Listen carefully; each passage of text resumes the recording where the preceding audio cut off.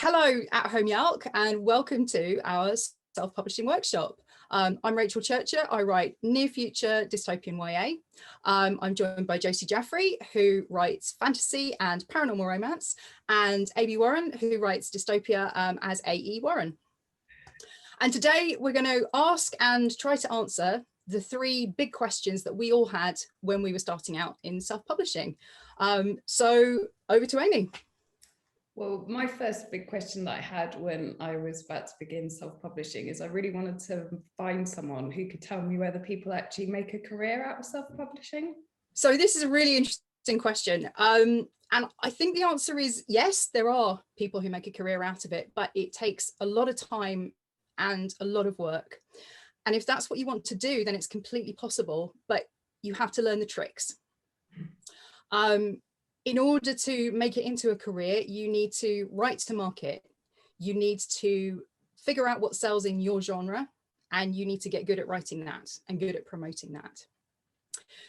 The best way to build a readership is to write series rather than standalones, so that your readers will keep coming back for the rest of your story, and you keep hooking people in.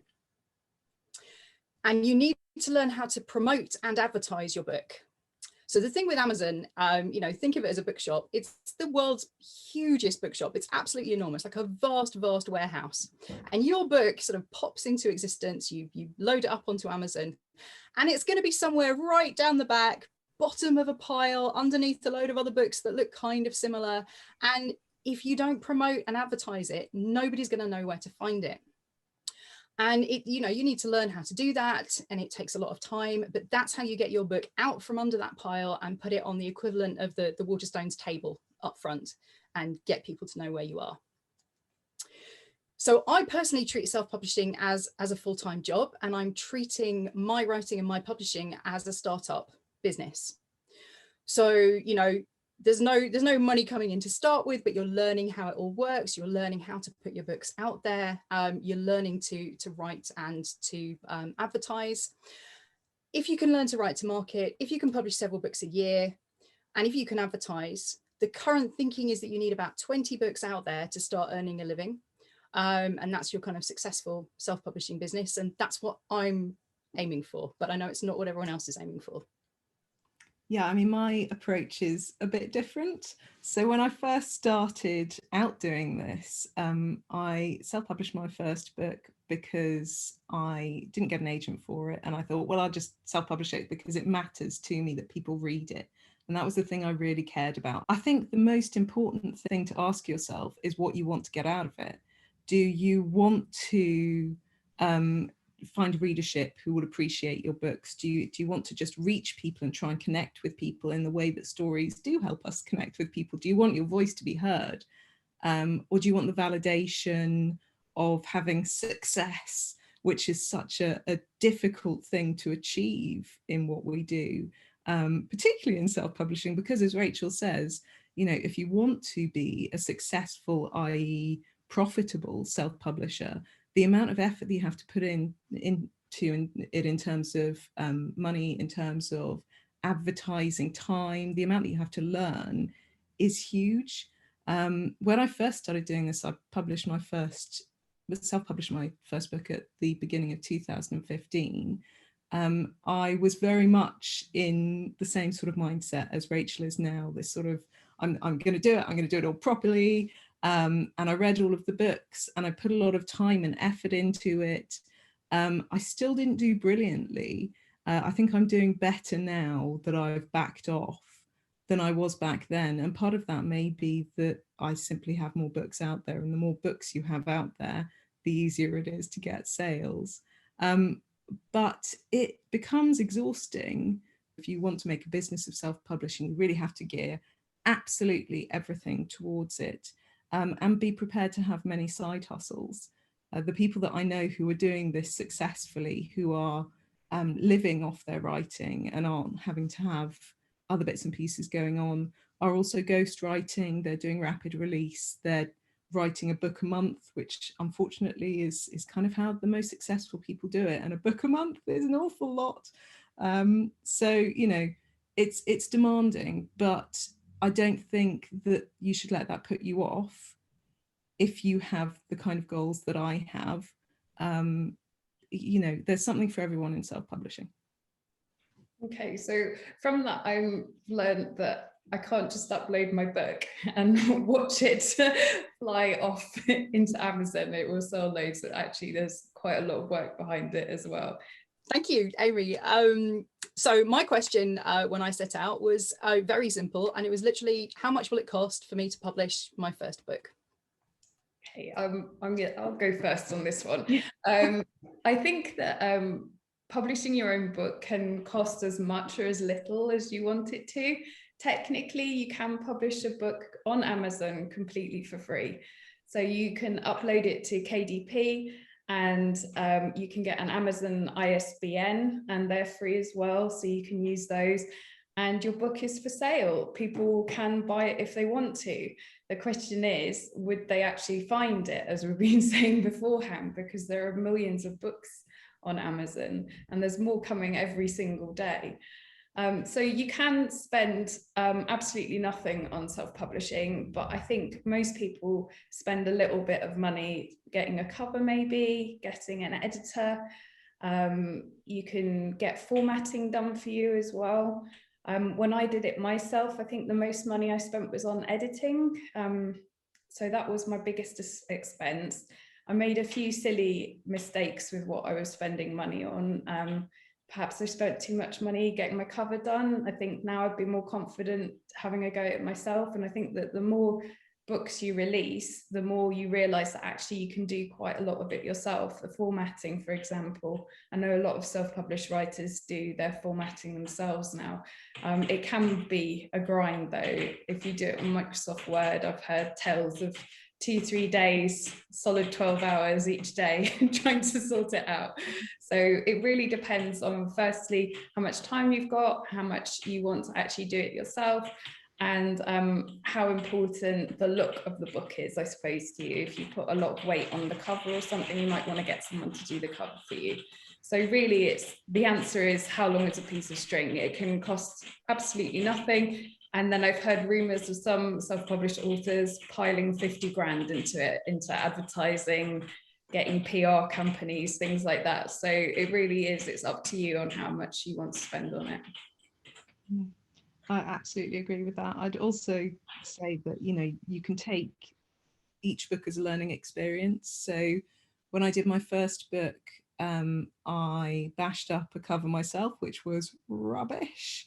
It was one of those obviously taken with an iPhone camera book covers, which, I mean, it's just not a good look. Whatever you put out there, if you want people to download it, you really do need to make it look professional. And as I released more books, I learned more. So I was doing my own formatting from the get-go, because that's something I'm very comfortable with. And I had a little team of friends who were my beta and proofreaders, who were doing the editing for me, basically. But I'm confident that, you know, my editing skills are pretty good in terms of copy editing. So in terms of, you know, grammar and all of the nitty gritty bits. So I wasn't concerned about that. It is about being aware of your own vulnerabilities, where your own strengths and weaknesses lie.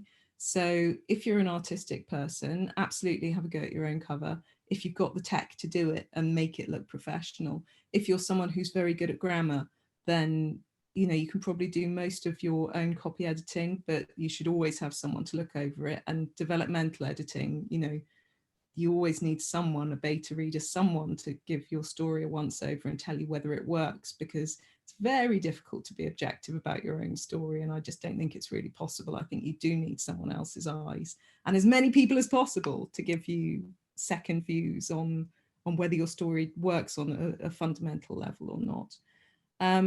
So it's about what works for you. I think once I realized that my first cover was rubbish, I paid someone to do my first 7 covers for my first 7 books.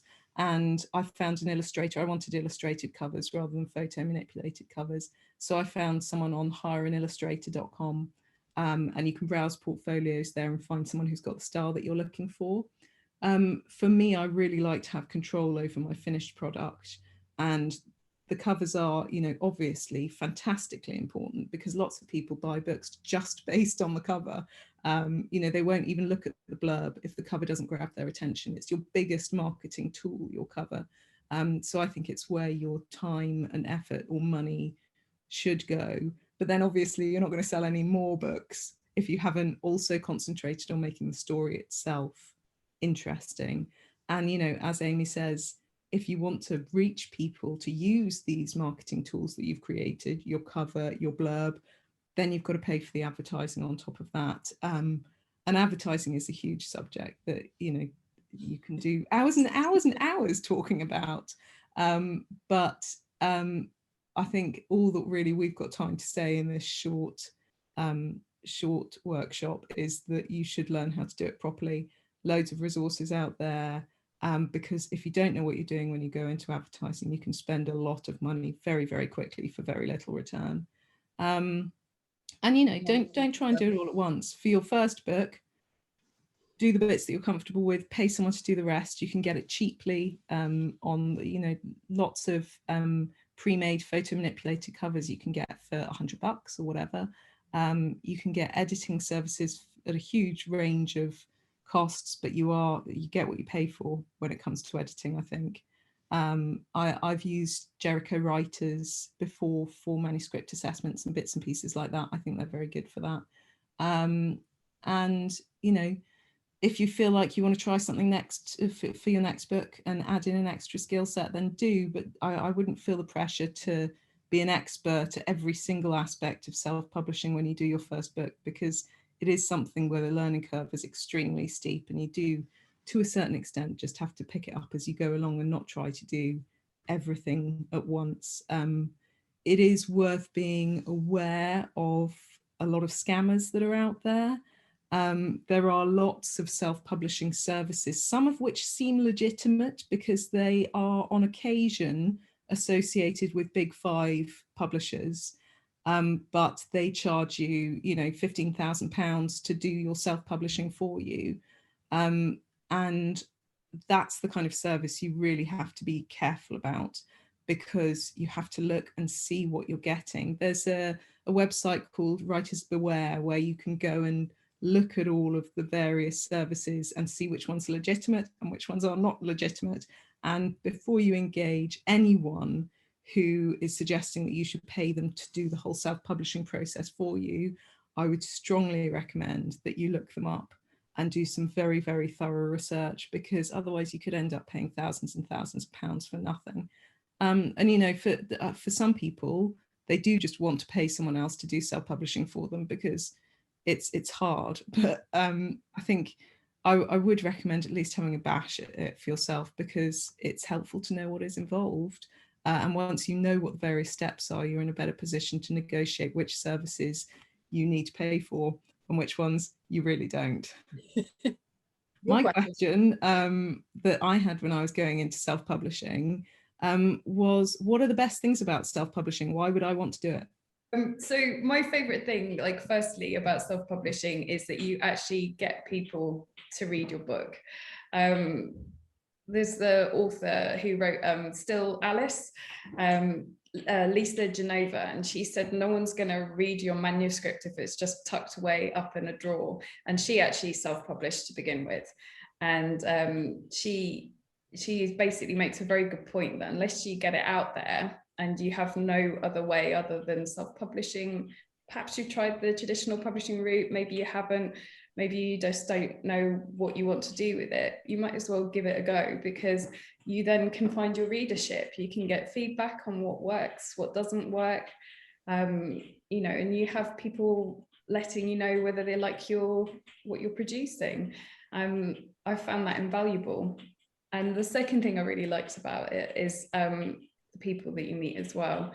You are able to, there's huge, you probably already know this, but there's huge writing communities on Twitter, but there's also a massive writing community on Instagram, Facebook as well, pretty much any social media platform you can think of. Even Pinterest has got a huge writing community. Whatever social media platform is your favorite, you'll be able to find people there.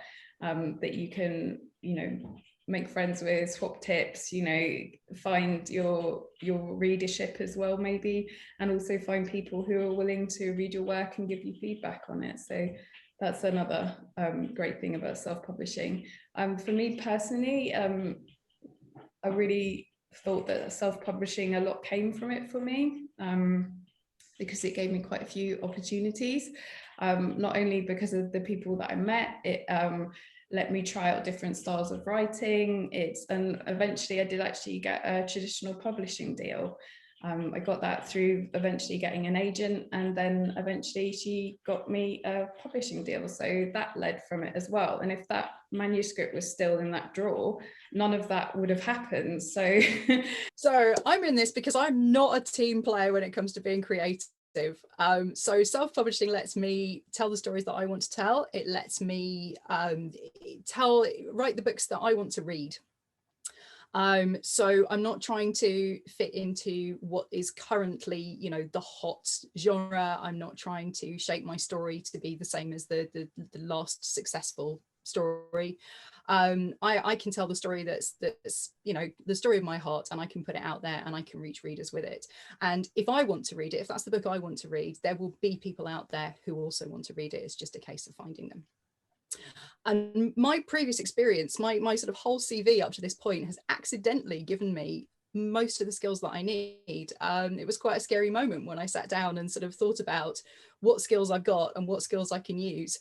And I'd been accidentally picking them up as I went along. It was like a sort of a quest I didn't know I was on. So I'm a trained editor. I've written for magazines and for websites. I've also got design and Photoshop training. I've project managed house renovations, so I can do complex projects. I can do timing. There were all these things that sort of came together. And I was able to put those to typesetting, to collaborating with a designer on my my covers. So I had a cover design, it was fairly rough. I hired a cover designer, and she then took it to the next level and kind of got what I was trying to do with the cover and actually managed to turn it into something real, which was fantastic. But I didn't go in there blind, just sort of telling her I wanted a person on the front. I knew exactly what it was I wanted, and together we put something together that really, really works. And it's fantastic that I get to use all of these things that I've been sort of putting in my quest bag as I've gone along, to actually get my stories out there, get them edited. Like Josie, I've got a group of friends who do the proofreading and the beta reading for me, and without them it would be a completely different story. It would only be 2 books long for a start, and it's 7. All that feedback is absolutely brilliant. And again, that's friends that I've met along the way, and you bring it all together, and suddenly there are all these things that I can do, which is it's been really, really rewarding. But like Amy as well, I really, really like the direct interaction with readers. So on Twitter, on Instagram, on Facebook, I interact with readers all the time. And I get personal messages, particularly on Instagram, from people saying, I've just finished whichever book it is, and I need to know what happens next. And, have you written the next one yet? Which is absolutely fantastic. And so you get to know which characters people identify with, which characters people love to hate, which is quite big in my books. And you just sort of click with people and you find out who is out there that actually wants to read your books. Really hope this has been helpful. We just want to say that we are 3 friends. We've pulled this together at very short notice. So we want to underline that we know that these are our experiences. And we know that we don't represent everyone, and we don't represent everybody's self-publishing journeys. You can contact us all via Twitter. I'm at Rachel_Churcher. It's at Josie Jaffrey, and it's at Authoring or AM Authoring for Amy. So do get in touch if you have more questions or if you'd like to share your experiences. Massive thank you to Amy and Josie for joining me. We are looking forward to meeting our readers in person again. It will be fantastic if we can be together in London next year, and see you all and have real proper in-person conversations. But until then, happy reading, and absolutely the best of luck with all of your writing and your publishing. And we hope that something here has been useful for you.